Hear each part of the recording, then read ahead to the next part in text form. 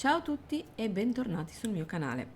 Oggi andremo a parlare ancora una volta dell'acqua, perché questa risorsa è veramente fondamentale per riuscire a progredire in tutto quanto il gioco. Infatti arriverete a un certo punto che dovrete incominciare a produrre l'acciaio.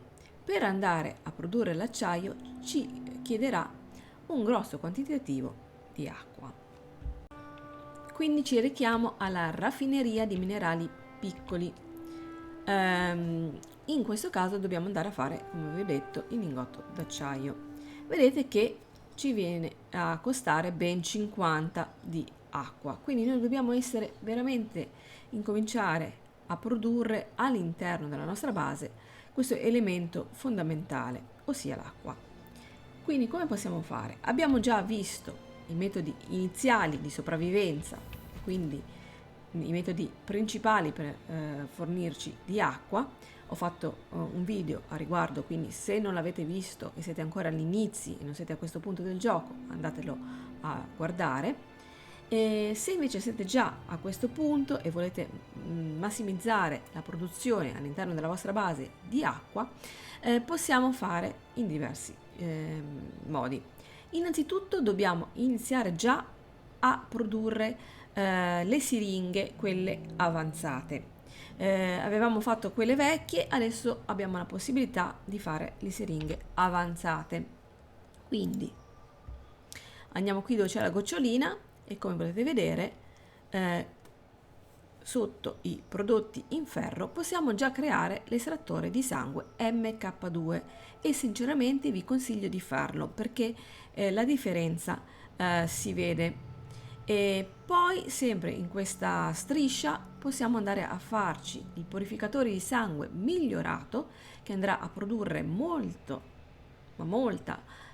più acqua, e poi vi farò vedere cosa serve per farlo, ma servirà i lingotti di ferro, il blocco di silicone, abbiamo già visto come procurarci il blocco di silicone utilizzando la sabbia, e infine il macchinario complesso.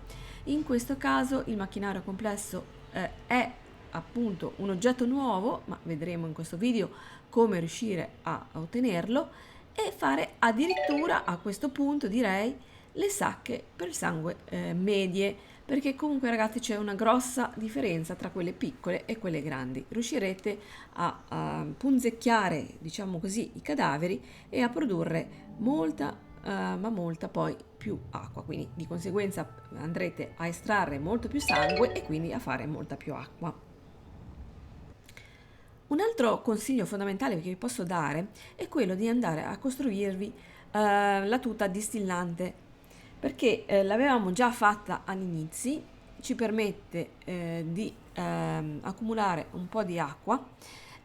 Come noterete questa tuta non ci dà tanta armatura, quindi non è una tuta per andare a combattere, è più che altro una tuta per la sopravvivenza, ma se noi riusciamo a farci semplicemente due pezzi della tuta distillante e li andiamo a abbinare con dei pezzi della nostra armatura normale per andare a combattere, a quel punto lì avremo anche una riserva d'acqua per quando andiamo in giro, perché mi sono resa conto che in alcune zone, e soprattutto come avevo detto anche in precedenza, se ci arrampichiamo, se corriamo, se combattiamo, ovviamente andiamo a sprecare delle energie e quindi andiamo a sudare e di conseguenza andiamo a sprecare più acqua.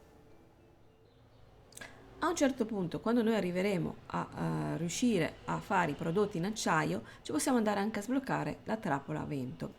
Questo macchinario va messo fuori la base, perché questo macchinario non andrà a subire i danni delle tempeste, quindi possiamo tranquillamente sistemare all'esterno, anche perché poi è molto grande. Anche qui ci serviranno i lingotti d'acciaio per poterlo fare e il blocco di silicone. Comunque sia ci servirà per andare a fare acqua.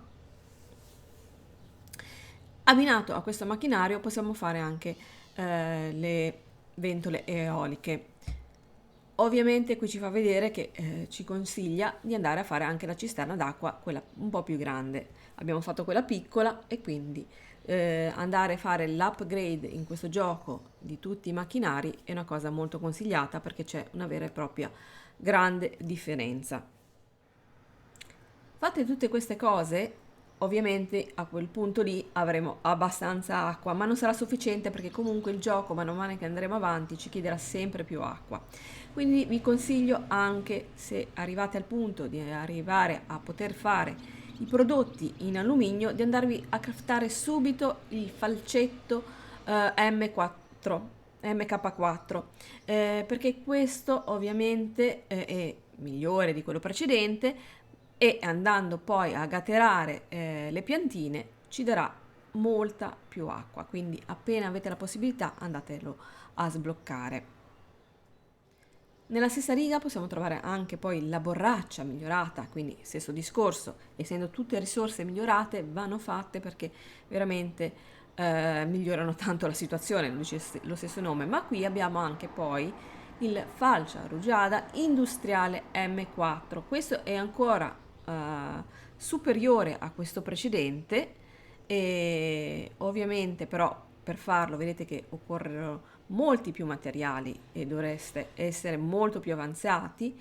Ci chiederà quindi la pasta di cobalto, che ancora non abbiamo conosciuto a questi livelli, e la pompa industriale. Ovviamente questo viene a costare di meno, quindi probabilmente bisognerà prima andare a fare questo e poi questo, che credo che sia il definitivo, e a quel punto lì vi raccoglierà veramente tantissima acqua. Però ovviamente in questo gioco purtroppo non si può saltare quasi nulla, bisogna fare tutte le risorse step by step, e quindi fate in questa maniera. Alla fine, quando veramente saremo pieni d'acqua, si spera, possiamo andare a craftarci il distillatore per cadaveri Fremen avanzato. Questo oggetto è una specie, vedo così dall'immagine, io ancora ovviamente non ci sono arrivata, di una bara dove noi possiamo andare a mettere al suo interno i cadaveri. A quel punto lì gli estrarrà tantissimo sangue e quindi avremo tantissima acqua. Però qui lo andiamo a sbloccare, come vedete nell'immagine, quando avremo terminato le missioni che si chiamano le orme dei Fremen. Quindi cerchiamo di dare magari priorità a queste missioni se vogliamo andare a sbloccare questo oggetto. Vediamo le orme dei Fremen. Dovrebbe essere tutta la catena di missioni trova i Fremen, cioè ossia questa qui delle prove, presumo. Quindi una volta che siamo arrivati all'ultima prova siamo in grado di andare a sbloccare quella bara lì, adesso non mi ricordo più come si chiama.